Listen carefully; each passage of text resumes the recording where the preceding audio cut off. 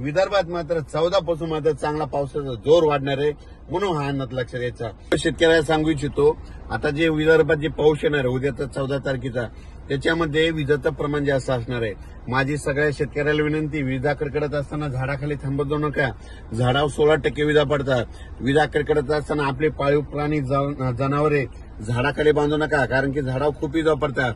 माझी सगळ्या कामगारांना विनंती आहे, जे शेतमजूर आहेत, तुम्ही विजा कडकायला लागले की सरळ घरी जा, कोणत्या निवाऱ्याखाली जा, पण झाडाखाली थांबू नका, कारण की याच्यामध्ये विजाचं प्रमाण जास्त आहे, वाऱ्याचं प्रमाण जास्त आहे। वारं जास्त असल्यामुळे झाडं देखील पडण्याची शक्यता जास्त आहे, म्हणून हे नाकारता येत नाही। म्हणून तुम्ही जरा काळजी घ्या, कारण की हा अंदाज केवळ विदर्भातल्या शेतकऱ्याला देत आहे, कारण की आता मराठवाडा, पश्चिम महाराष्ट्र, दक्षिण महाराष्ट्र, उत्तर महाराष्ट्र खूप काल परवा पाऊस झाला आणि आता नंबर आहे आता विदर्भाच्या पावसाचा। मग 14 जून पासून विदर्भात चांगल्या स्वरूपाचा पाऊस पडणार आहे। आता इकडे विदर्भामध्ये